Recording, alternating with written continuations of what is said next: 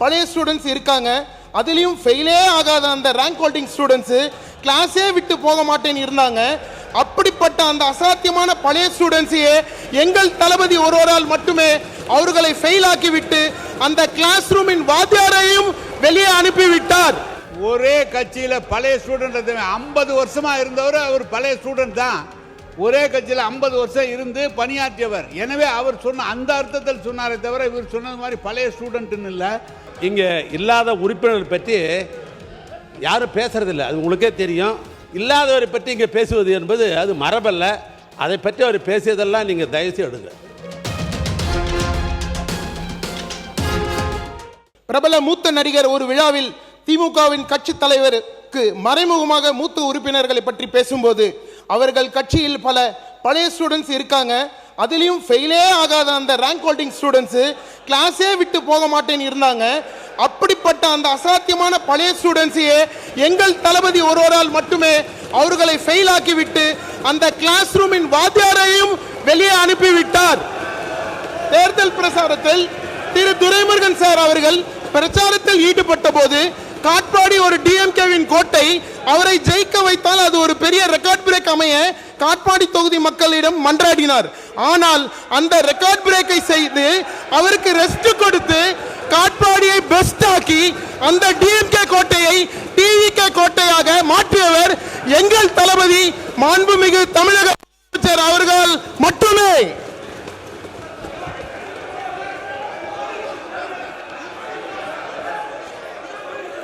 காட்பாடி சட்டமன்ற தொகுதியின் கோரிக்கைகள். மாண்புமிகு பேரவைத் தலைவர் அவர்களே, காட்பாடி என்று ஒரு பெயர் சொன்னால் தமிழ்நாட்டில் எல்லோருக்கும் அது ஒரு ஜங்ஷன் என்று தான் தெரியும். ஆனால் அது வெறும் ரயில்வே ஜங்ஷன் மட்டுமல்ல, அது ஒரு கல்வி மையம், தொழில் மையம். அவர்கள் சொல்லுங்க. மாண்புமிகு பேரவைத் தலைவர்களே, கண்ணி பேச்சு நல்ல ஒரு டாக்டர் அவர். காட்பாடியை பொறுத்தளவு நல்ல டாக்டர் அவர், அதில் ஒன்றும் மாற்று கருத்தல்ல. ஆனால் ஒன்றை சொல்ல நான் விரும்புகிறேன்.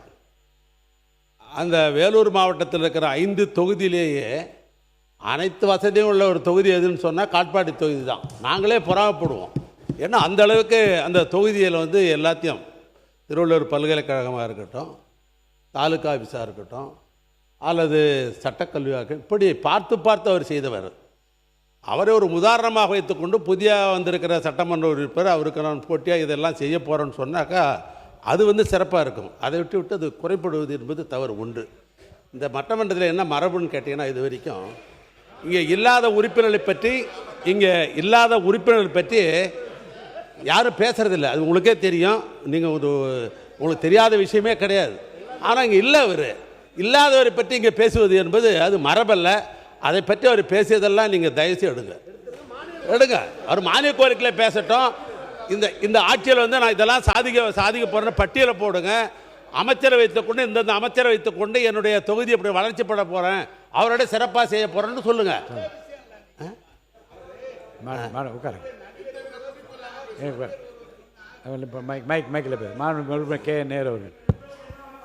பெரிய நடிகர் ஒருவர் சொன்னார் என்று சொன்னார், பழைய ஸ்டூடெண்ட்லாம் இருக்கிறாங்கன்னு.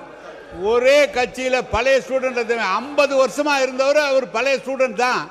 ஒரே கட்சியில் 50 வருஷம் இருந்து பணியாற்றியவர். எனவே அவர் சொன்ன அந்த அர்த்தத்தில் சொன்னாரே தவிர இவர் சொன்னது மாதிரி பழைய ஸ்டூடெண்ட்னு இல்லை.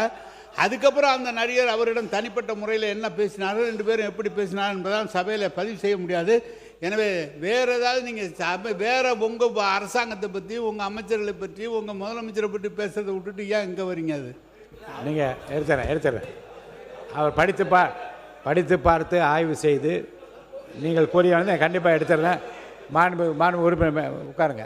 என்ன சொல்கிறீங்க? மாண்பு உறுப்பினர் தாகிரா சொல்லுங்கள். கான்ட்ரவர்சி இல்லாத சொல்லுங்கம்மா. மாண்புமிகு பேரவைத் தலைவர் அவர்களே, நான் பிறந்து வளர்ந்த ஊர் காட்பாடி தொகுதி. 40 ஆண்டுகளாக திமுக கோட்டை தான் சொல்லிட்டு தான் இருக்காங்க. நான் நேத்தே சொன்னேனே, அது எதுவுமே அவங்கள பண்ணல. இப்பதான் உங்க கோட்டை அவர் சொல்லிட்டு போறாங்க. இப்போ டிவிகே கோட்டையை நாங்க எடுத்துட்டு நிக்க முடியல. உட்காருங்க. மாண்பு உறுப்பினர் மானிய கோரிக்கை மட்டும் பேசுங்க. நீங்க பாருங்க, மாண்பு முதலமைச்சரே காலையில் அவரை பற்றி புகழ்ந்து பேசுகிற போதே உடனே எனக்கு நோட் அனுப்பிச்சிட்டார். பேசுகின்ற உறுப்பினர்கள் மானிய கோரிக்கை மீது பேச சொல்லுங்கள் என்று தன்னை பற்றி புகழ்வதை கூட விரும்பாத ஒரு முதலமைச்சருடைய கட்சியில் இருக்கிற நீங்கள் தயவுசெய்து மானிய கோரிக்கை மீது பேசுங்கள்.